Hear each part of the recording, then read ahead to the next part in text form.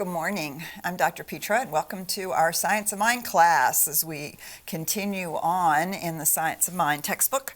We're in the section called Physical Perfection, and we're finishing up this little individual section called Spiritual Mind Healing. And there's a conversation in here about personal responsibility.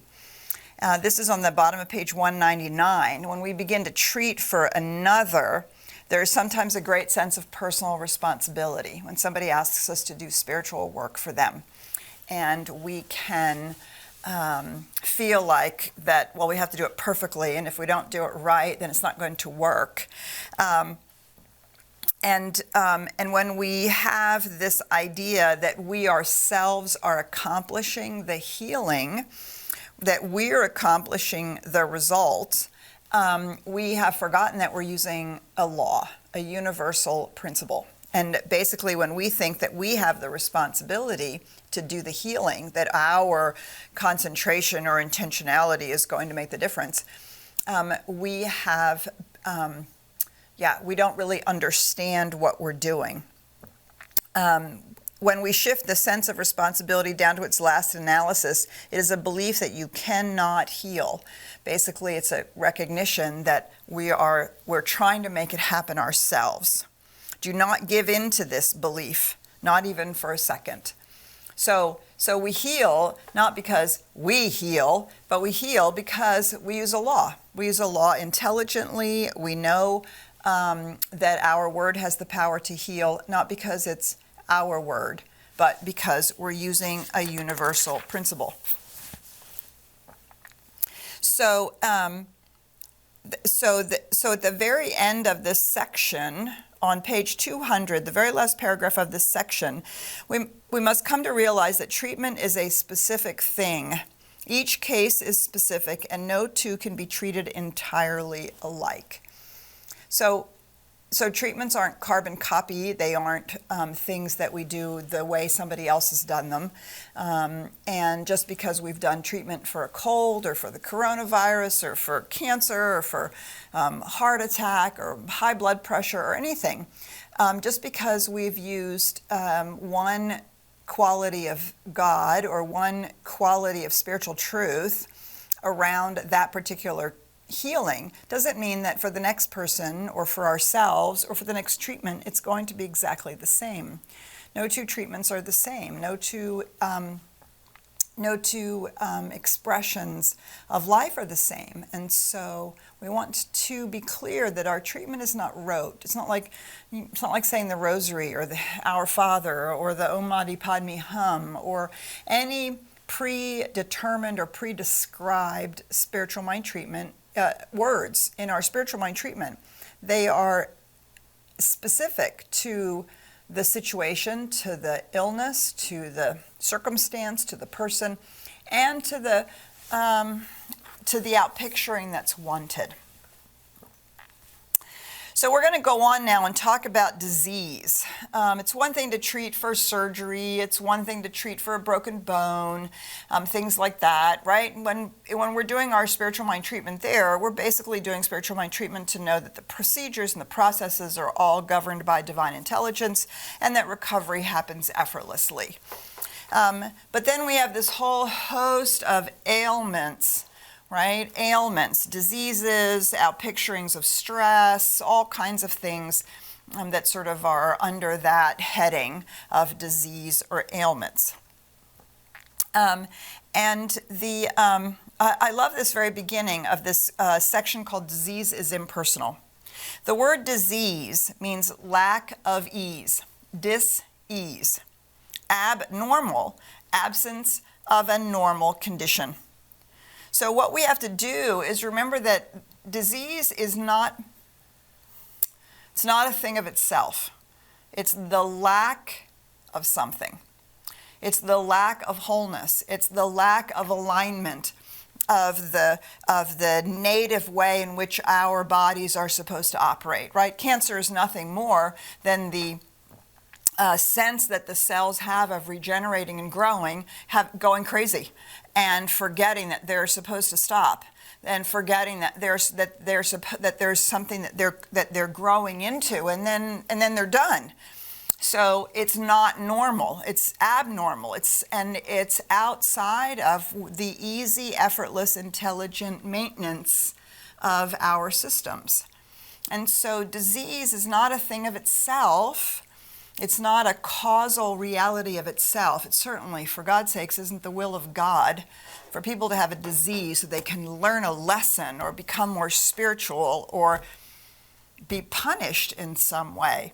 Not even in the metaphysical punishment of having a bad thought or a fault or an expectation of illness or an inappropriate consciousness of some sort.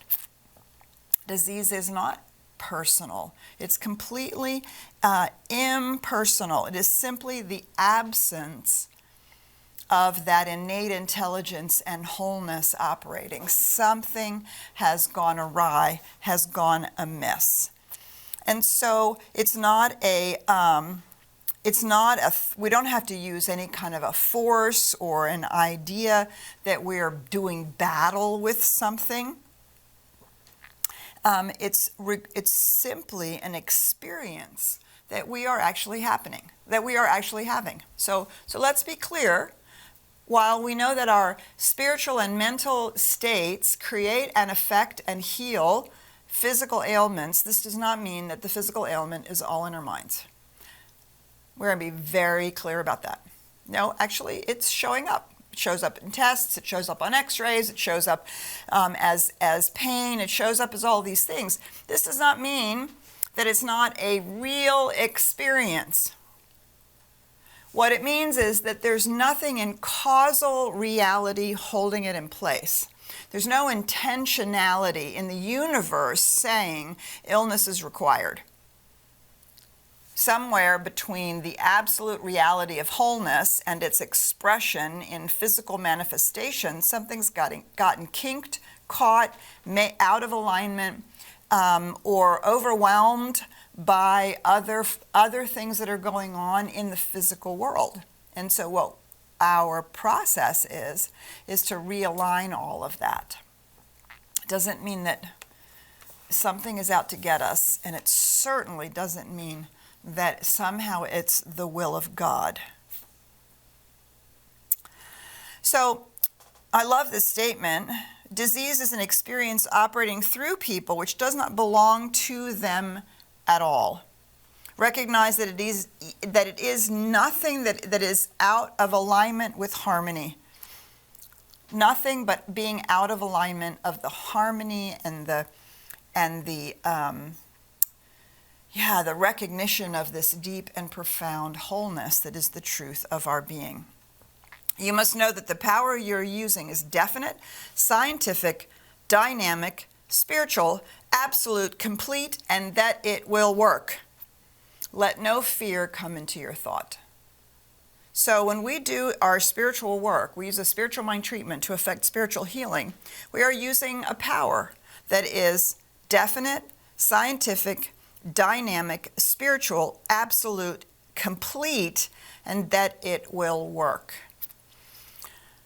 So these are some of the places where I cannot stress strongly enough this constant balance that we're having and this constant conversation we're having about how specific or general we should be in our spiritual work.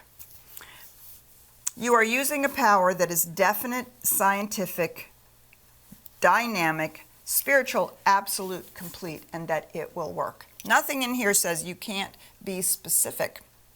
We want this specific disease to be healed, this specific organ to work properly, this specific thing to be definitely realigned with spiritual truth.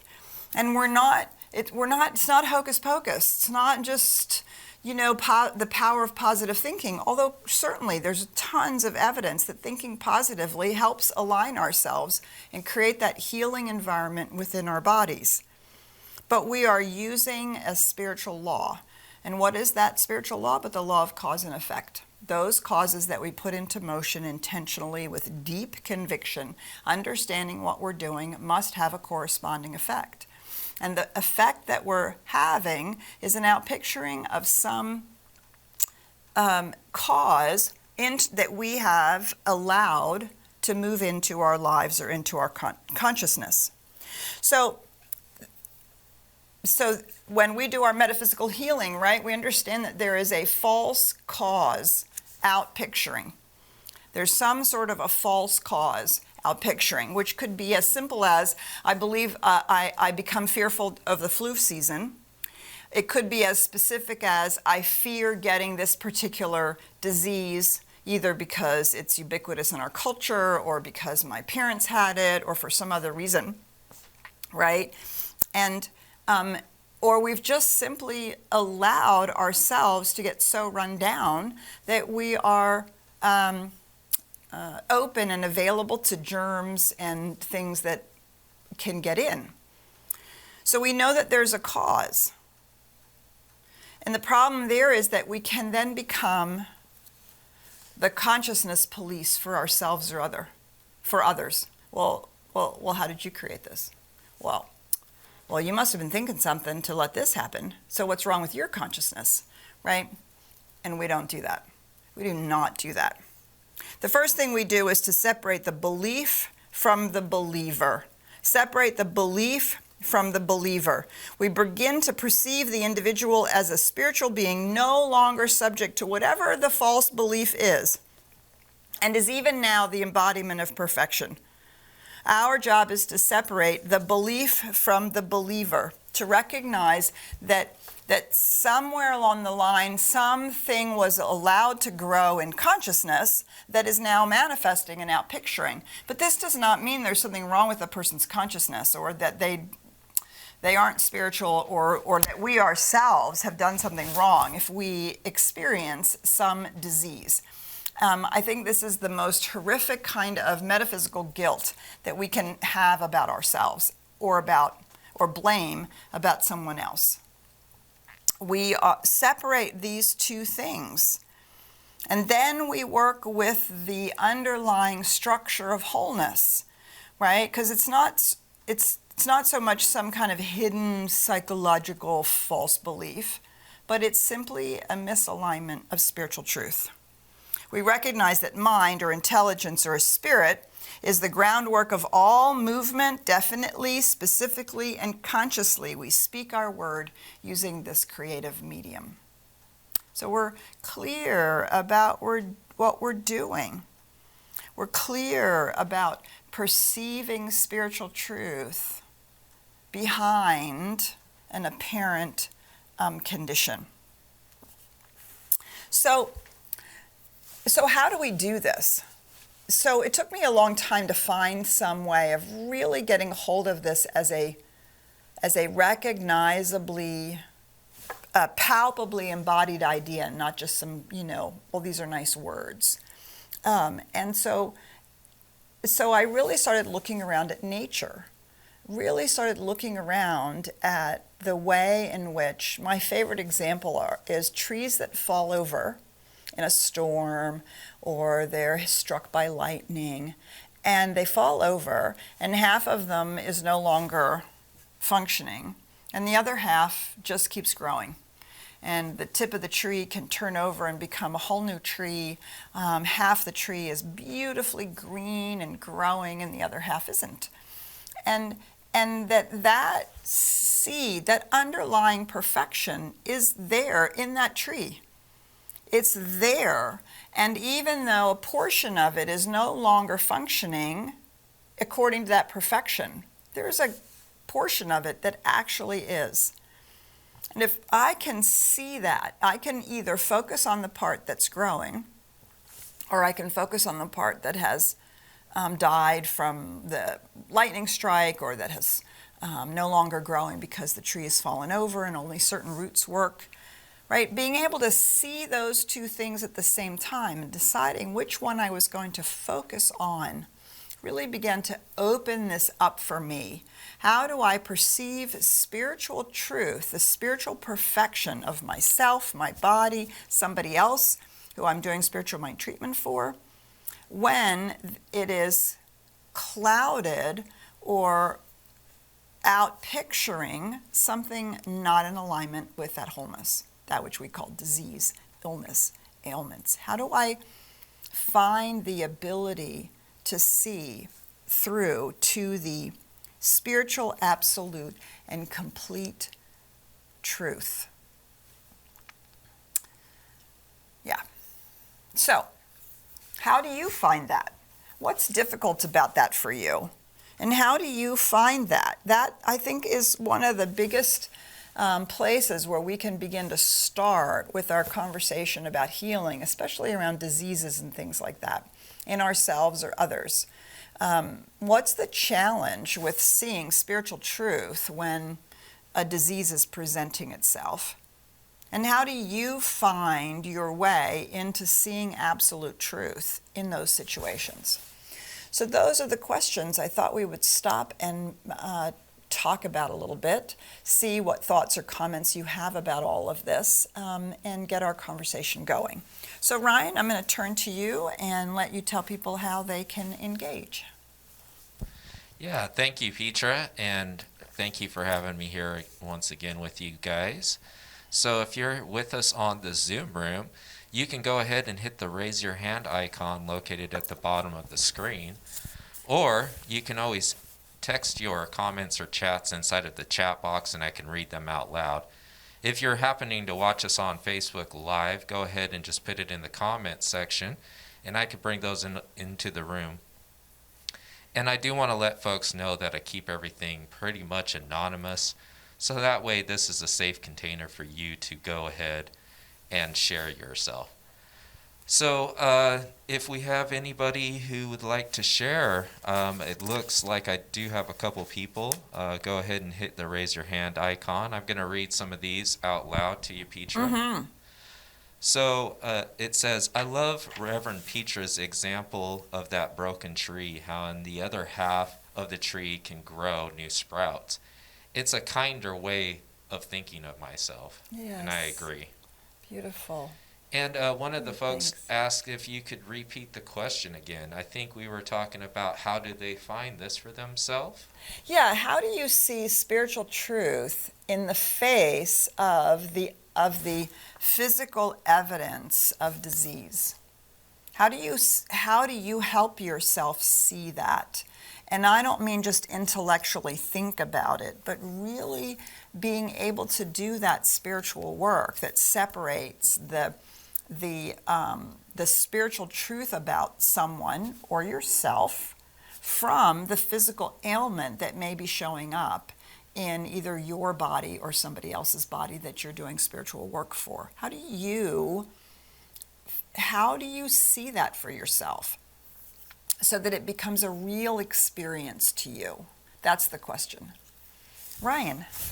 Great, and as we have some people here in our Zoom room who's thinking about some things to come up with, I would just want to read some more of what people have been saying here. One says, I continue to push myself in an empty cup. There were warning signs. I have ignored them and made excuses. I think that's a lot of what we're seeing right now. People are getting burnt out and they're starting to realize that. Yes, absolutely. And there's so much evidence that says that the underlying belief or cause for so many ailments is unhandled stress. And becoming more and more and more and more stressed. And then that outpictures in our physical bodies as real ailments. I mean, they're real experiences. But we don't have to look any further for a cause than allowing our cup to become empty and then really stressing ourselves out. Great, thank you. Ryan. I've got a few nods here in the room with me. Yeah. Some raised hands, yeah, me too. Okay, so I want to go ahead and call in Dennis. Dennis, do you want to mute yourself? Good morning. Good morning. Good morning, Dennis. This section has so much. When I'm reading through this, you ought to see the highlights. I've got underscores under some of the highlights. But what I'm going a little bit ahead of you here regarding your question. I can turn that around. I discovered in this section what hinders me in separating the two. Good. I mean, this is big. This is big for me. I locate the disease. If you go down to the next paragraph, it says never locate the disease. I went, wow. Yes. Because, and then contemplating that, it's because if I locate the disease, I'm acknowledging it, I guess. Or owning it in some form or fashion.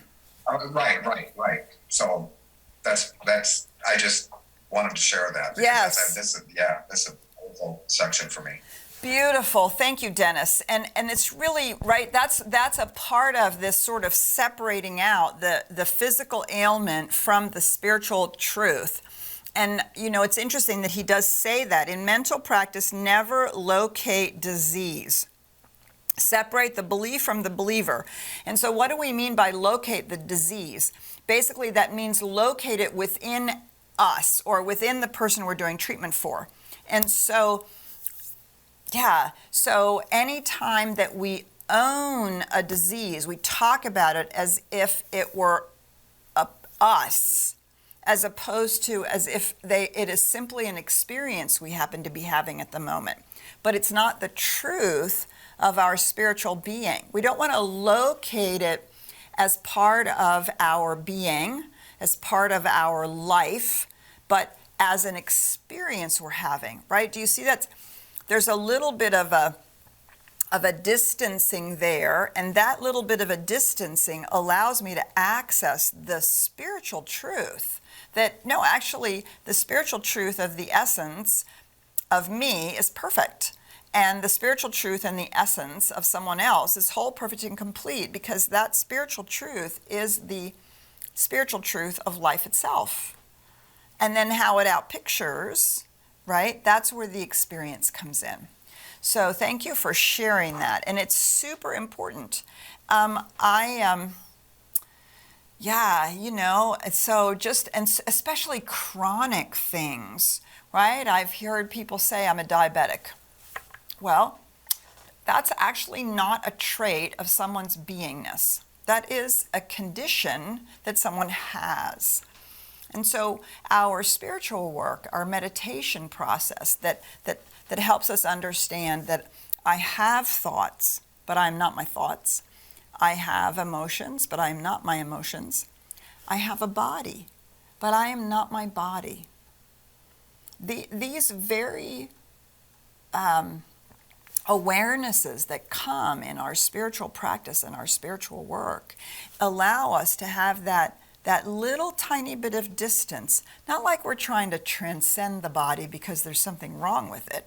I can't imagine how there can be anything wrong with it, or why the physical world would exist would be even more of a mystery than it already is, right? The physical universe is the manifest body of life. This is the way life expresses itself. So clearly it has value and purpose and beauty and joy, and there's not one darn thing wrong with it. So we're not trying to transcend the body or make it unspiritual. We're trying to recognize that it's not in and of itself causal, absolute reality. These are experiences that we're having. And so this idea that we never locate disease is it's not so much that we don't acknowledge the experience, we don't own it as if it were some incontrovertible truth about us. Does that make sense? Super important. And we can hear the way that we talk about things like that. You know, I'm just always stressed out. Okay, that's a pretty powerful affirmation about the truth of my being. But it's not actually the truth of my being unless I keep saying it, or I locate stress as part of my personhood, which is different than locating stress as a way of engaging in the world that I have not yet let go of, or that I have not yet found a different way of engaging. Do you see the difference? So I'm going to go on to this next paragraph because Dennis has already pointed us to it. This is the section called Disease is Not Always Due to Conscious Thought. We could underscore that and put an exclamation point behind it, because we're not going to go into metaphysical guilt or blame. It's just not even useful. Diseases, which are mental in their origin, must arrive from some inner state of consciousness. While most disease must first have a subjective cause, this subjective cause, 9 times out of 10, is not conscious in the thought of the person who suffers from it, but is perhaps largely the result of certain combinations of thinking. So while it is true the disease has a prototype and subjective mind, it is also true that the individual who suffers from the disease frequently has never thought he or she was going to have that particular kind of trouble. But this does not alter the fact that every disease which comes up through subjectivity and appears in the body must come through mind. So what does this mean? I love what Reverend Kathy Ann Lewis says. She's in Seattle, and she says we either create, promote, or allow things to happen to us. So create. I deliberately worry about having something, and lo and behold, I have it. I have only one really amazing example about this. Actually, it's a very unfortunate example about this. A woman who was part of our community for many, many years ago, told me this story about her husband, who somewhere along the line in his early 30s or 40s, he developed an abject fear of having emphysema. Now, he was not a smoker. Nobody in his family had ever had emphysema. Nobody in his family really were smokers. They lived a moderately healthy lifestyle, not like super fit or super healthy, but there was absolutely no indication that there was any reason for him to have emphysema or get worried about it. But he developed, for whatever reason, he developed a fear about getting emphysema. And he talked about it. And he often talked about it to his wife. And his wife, being in New Thought, would say, you have to stop doing that. You have to stop being afraid of it. I'm truly sorry to say, 10 years later, he died. And he died of emphysema. And there was no reason for him to have it. He didn't work in a place where emphysema was somehow the product of toxicity. I mean, it's one of the most blatant experiences that I've ever had, that I've ever seen of that. Now, that would be the 1 out of 10 where that kind of thing might happen, right? Or we're constantly worried about getting the flu or whatever it is, right? So 9 times out of 10, we aren't creating it. So promote and allow. What does promote mean? Well, let's go back to the comment. My cup is empty. Okay, so I have in the past regularly gotten colds or gotten, so I'm like laid out for 4 or 5 days. And it's never because I've gotten germs. It's never because I have a belief that I'm going to get the flu. It is inevitably and always the fact that I've pushed myself too hard and my body has finally said, no, enough. You have overdone this so completely. You are now going to bed until I get some rest. It's inevitably over and over and over and over again, the same thing, the same reason. You would think I would get it by now. But apparently I still put myself in that position. It's not like somebody's trying to teach me a lesson about not taking care of myself. It's just the natural consequences. If I push too hard for long periods of time, my body finally says, enough now, enough, no. And it develops some kind of a weird respiratory thing that ultimately lays me out for a few days. So that's promoting, right? Promoting is things that we do that aren't in alignment with our spiritual health and well-being. So not taking care of our bodies, not eating well, not taking breaks, not dealing with our stress, not dealing with the underlying lifestyle things that allow us to really show and experience our health and wholeness. We promote. Right? And then we allow. Allow is that place where we are unconsciously accepting human truths. Well, after 45, your chances of getting a heart attack go up exponentially, or whatever the, statistics are. And of course, we're bombarded. We're bombarded with statistics. They now have a name for everything. Everything is now a syndrome, and they have a pill that you can take for whatever that syndrome was or is, which used to be just sort of part of normal life experience. And we're inundated with this. And so it's easy to begin to allow that to seep into consciousness, right? These are those ubiquitous ideas in the background that we're not even aware of, that we have somehow accepted them in. That's what allow means. It doesn't mean that we have consciously thought it, that we consciously want it, that we consciously accept it, but we haven't done the strong mental work to say, no, that's not true. No, that's not my truth. No. Or we're not as diligent about not exposing ourselves to this bombardment. And the truth is, we just absorb it from our families and our culture. And so that's what allow means. And that's why 90%, what does he say, 9 times out of 10, these experiences, they're not conscious at all. We've simply somehow allowed some subjective thoughts about the human experience be more real to us back here, subjectively, unconsciously, than our belief in spiritual truth. So again, it's not our fault. It's not somehow like, well, it's in your consciousness and don't you know any better and all that shame and blame stuff. We don't do that, nor do we do guilt. We do, what do I do now? How do I re-center myself in spiritual truth? How do I reacquaint myself with spiritual truth? All right, we're going to stop there, and we're going to turn to Ryan and see what else we've got going. Yes, thank you, Petra. I just wanted to read this question that came through on the chat. It says, you talk about the tree who suffered a significant damaging event. Fell over, broke off a significant part, damaged by a fire, etc., etc., etc. And yet, in its life, it is perfection, and the impulse to create and grow continues. If we are to honor that part of the tree that still lives and honor that, why do we treat for healing? If I am sick with cancer or heart disease, why do I treat for wholeness and the cure?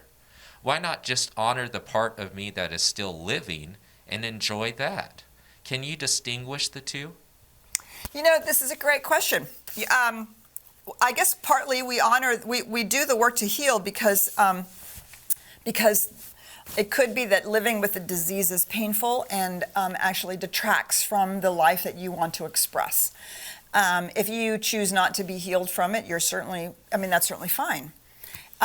So there are 2 ways of engaging with the healing process. So I have a very dear friend. She describes her process of having an issue with an organ in her body that was particularly impactful. And the doctors were a little concerned, and they wanted to do this and that and put her on medication and this and that and the other thing. And so she did some of that. She did what was recommended. And in addition, here's the thing. In addition, instead of worrying about, she determined that the organ that was affected by this was 2% of her entire body. Roughly 2% of her entire body.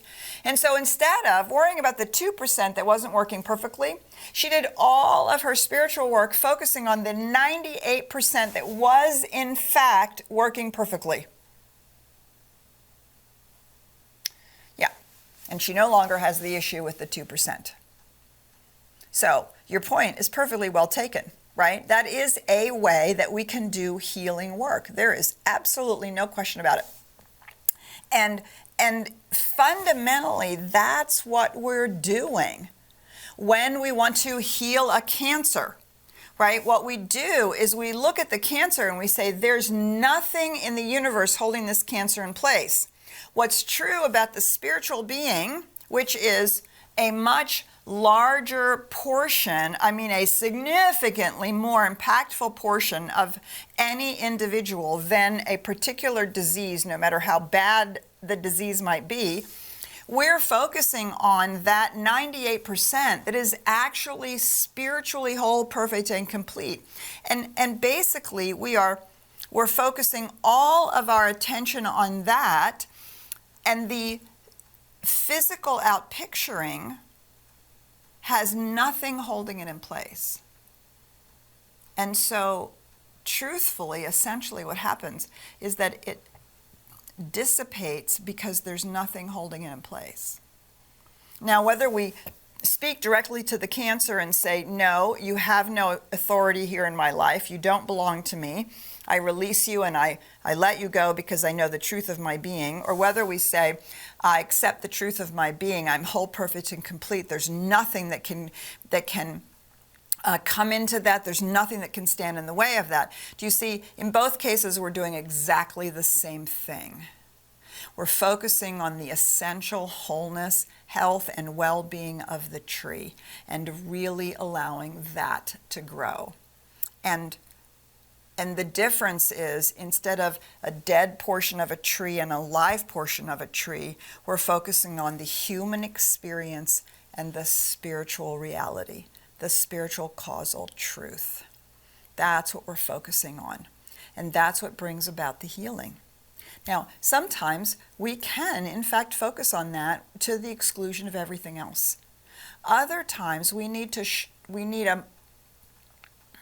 well, in the science of mind, we call it an argumentative treatment. We need to argue in our own consciousness about why this human experience isn't true with a capital T, why it doesn't have authority in our life. And sometimes we need that. And so there's no right answer here, right? We do the spiritual work in the way that really serves us in a particular moment around a particular thing. So it's a great question. And it really gives us an opportunity to ask ourselves, what do we think we're doing and what do we believe? Great. Ryan. Yeah, I just wanted to share with you what came through the chat. It says, a neurologist once told me that everyone with MS is depressed. He wanted to give my friend an antidepressant. I said to him the solution to every problem is not a pill. He said to me that I was generalizing, and I repeated back to him, you are too. And I thought that was pretty, yeah, so what's your thoughts on that, Petra? Well, it's good, right? So in the science of mind, we believe that the physician, the psychologist, and the metaphysician are all working in concert.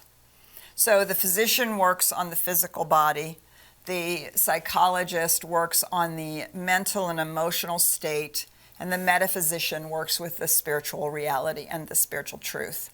And when these are all in alignment, it's brilliant, right? Because we're handling everything at every level.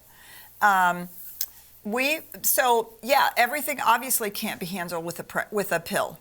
And sometimes the other side of that coin is that it's hard to pray when we are either where it's hard to do our spiritual work when we're really in significant physical pain, or when that portion of our being that we need to do spiritual work, which is actually our consciousness and our mind, is so impacted that we really struggle significantly with using the organ that we need to do the spiritual healing.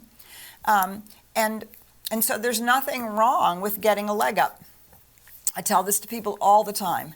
If you are dealing with a significant amount of depression and you're finding it challenging to do the spiritual work, to lift out of it, for God's sakes, get a little bit of help, get a little bit of physical health, get that leg up, so that the organ that you need to do the spiritual work is actually available to you. There's nothing wrong with taking a pill. There's nothing wrong with taking insulin. There's nothing wrong with taking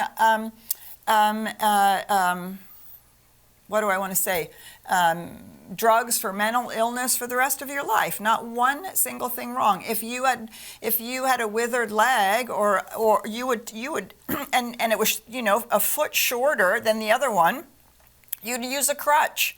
That doesn't mean you're not whole, perfect, and complete. Doesn't mean you're not perfectly wonderful, able to express yourself. But if your foot doesn't reach the ground, you need something to help you with that. And so you wear a crutch. You use a crutch. And we think because I have to use a crutch, there's something physically wrong with me, or there's something wrong with me. Well, no, because I've now figured out how to be whole, how to allow my wholeness to express. So we get all these things tied up, I think. The other thing is, I don't ever agree with anybody who says always.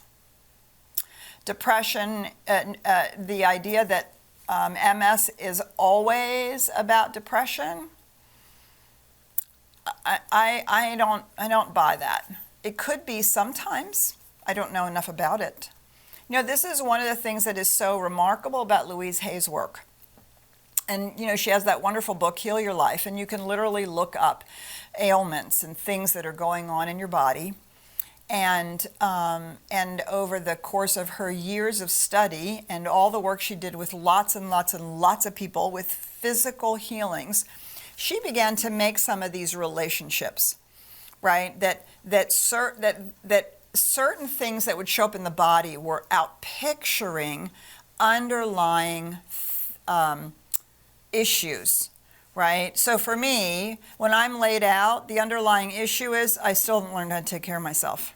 I still haven't learned how to overwork and how to not overwork, right? That's the underlying issue. There's not a false belief there. It's just a habitual way of being in the world that doesn't work. So you can look up all kinds of things in Louise Hay, and it'll say, you know, there's something. So, for example, I spent a number of years having this weird thing happening in my fingertips, actually these 4 fingertips. And it was so bad that my phone stopped recognizing my fingerprints. That's how bad it was. And it would crack and bleed and peel, and it was horrible. And, you know, and I went to the naturopath, and I went to the doctor, and then and nobody really knew what was going on. I actually went online and found out I was not the only person who was having this experience. And so I went and I looked up in Louise Hay, fingers, digits, fingers. And it said an overabundance of details and unwillingness to deal with the details of life. And I thought, bingo, that is absolutely 100% true. That was precisely what was going on with me. I had said over and over and over again, I was so done with all the details that I had to work with in my life that I was just over it. And so I manifested this fabulous thing that took me, 4 or 5 years to finally heal and get rid of. But I had to deal with my own resistance to details and the releasing of details and the moving through of all of this. And I continued to work on, right, learning that I also was deficient in omega-3s, and that I started doing that as well. And both of those things combined, I don't have the issue anymore in my thumbprints, and my fingerprints work again, which is pretty amazing. Now, there have been other times when I've looked in Louise Hay's book for something, and it said whatever, and I've gone, not so much. Yeah, I don't think that's true for me. But there is something there that I need to discover and look at. So, yes, every physical symptom that we have is an outpicturing of something. That's, I think, a better way of saying that it's some belief that we have or some idea in consciousness that we're holding, right?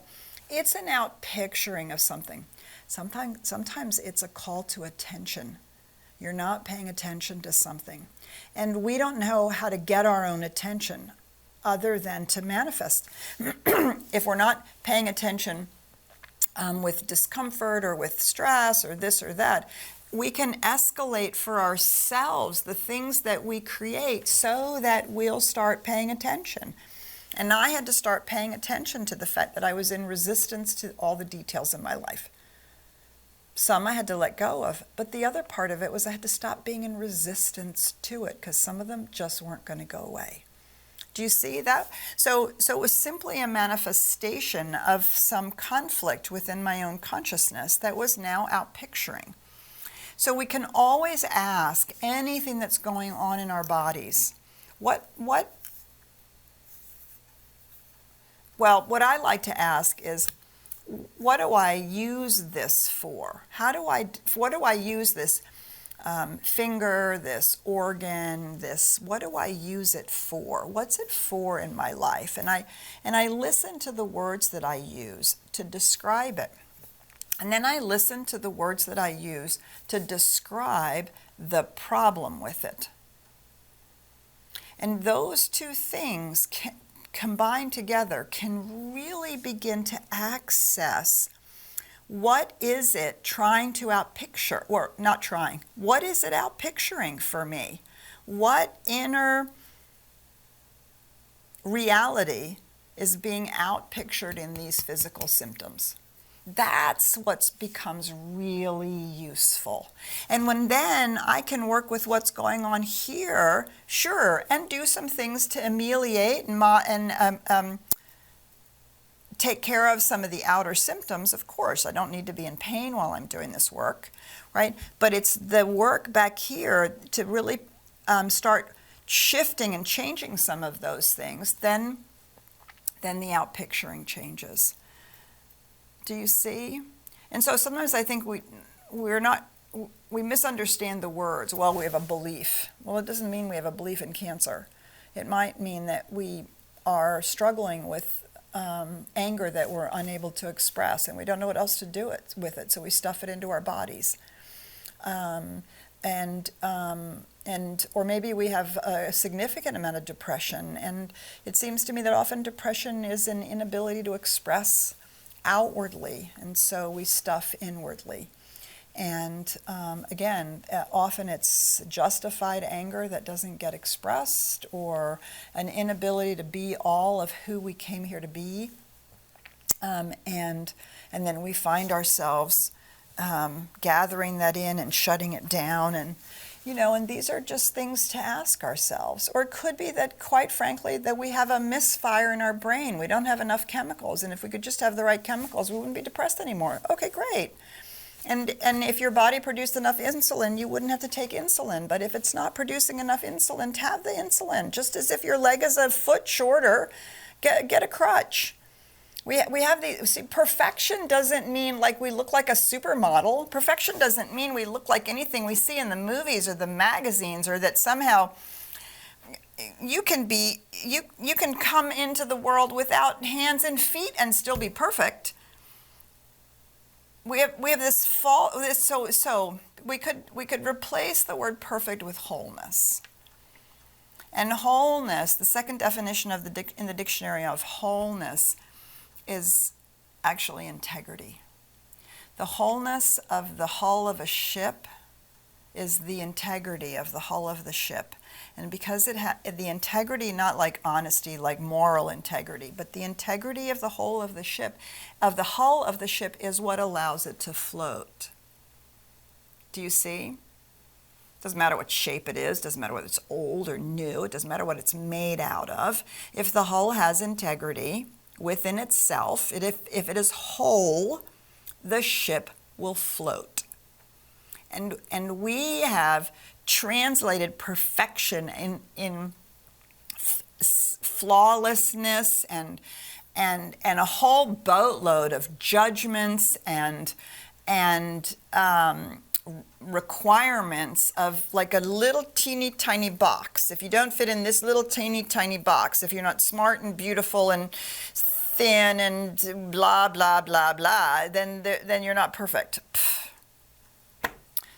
Just go to the Arboretum one spring and look at all the flowers.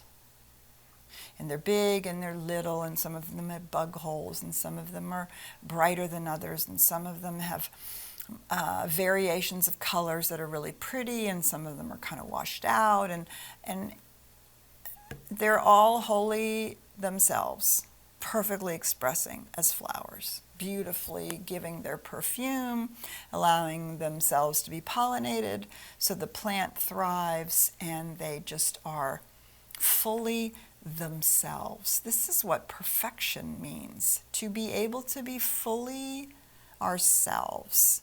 That's what it means to be whole, perfect, and complete.